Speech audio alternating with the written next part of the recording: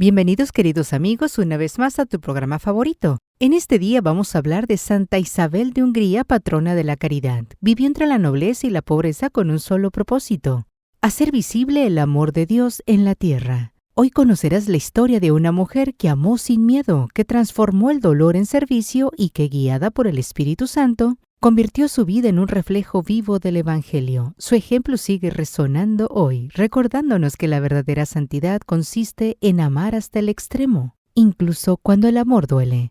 Yo soy tu anfitriona, Karina Náñez. Bienvenidos, comenzamos.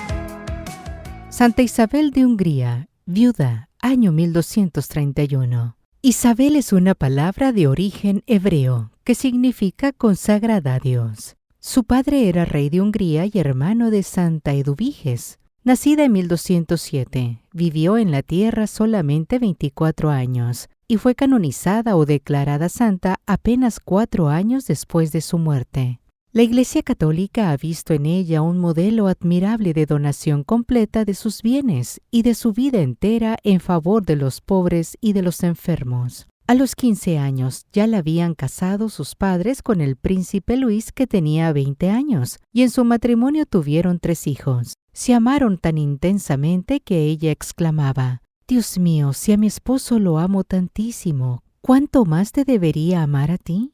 Su principado se llamaba Turingia, y el esposo aceptaba de buen modo las santas exageraciones que Isabel tenía en repartir a los pobres cuanto encontraba en casa. Él respondía a los que criticaban: «Cuanto más demos nosotros a los pobres, más nos dará Dios a nosotros».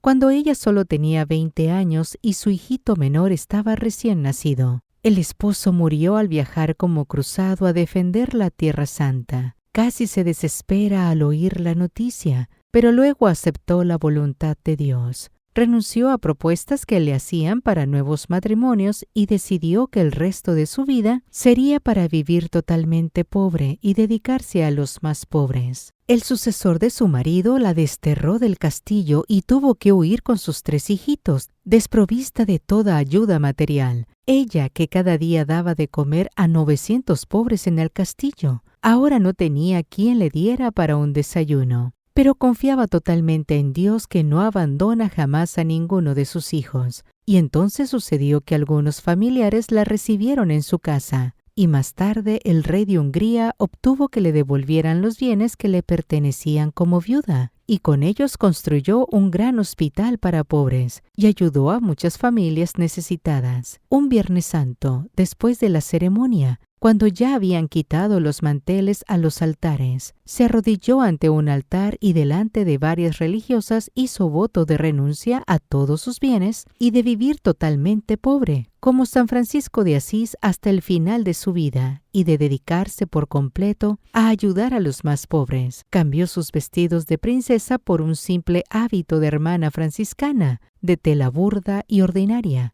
Y los últimos 4 años de su vida, desde los 20 hasta los 24, estuvo dedicada a atender a los pobrísimos enfermos del hospital que había fundado. Se propuso recorrer calles y campos pidiendo limosna para sus pobres y vestía como las mujeres más pobres del campo. Vivía en una humilde choza junto al hospital, tejía y hasta pescaba con tal de obtener con qué comprarles medicinas a sus enfermitos. Tenía un director espiritual que, para lograrla hacer más santa, la trataba muy duramente. Ella exclamaba: «Dios mío, si a este padre le tengo tanto temor, ¿cuánto más te debería temer a ti si desobedezco tus mandamientos?».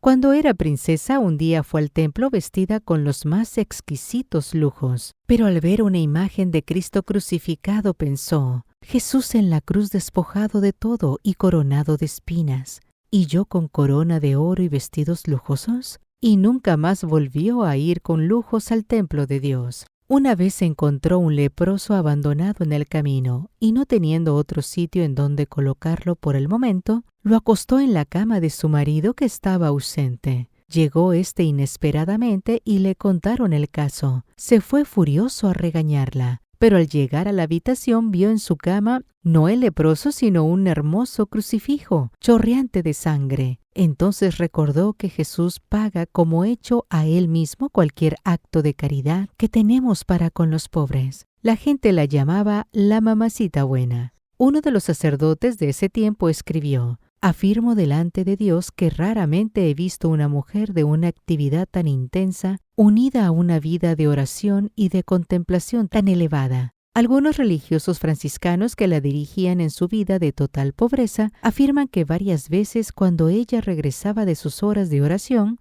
la vieron rodeada de resplandores y que sus ojos brillaban como luces muy resplandecientes. El mismo emperador Federico II afirmó: «La venerable Isabel, tan amada de Dios, iluminó las tinieblas de este mundo como una estrella luminosa en la noche oscura». Cuando apenas iba a cumplir sus 24 años, en noviembre del año 1231, pasó de esta vida a la eternidad. A sus funerales asistieron el emperador Federico II y una multitud tan grande formada por gentes de diversos países y de todas las clases sociales, que los asistentes decían que no se había visto ni quizás se volvería a ver en Alemania un entierro tan concurrido y fervoroso como el de Isabel de Hungría, la patrona de los pobres. 2 días después de su entierro, llegó al sepulcro de la santa un monje cisterciense, el cual desde hacía varios años sufría un terrible dolor al corazón y ningún médico había logrado aliviarle de su dolencia. Se arrodilló por un buen rato a rezar junto a la tumba de la santa,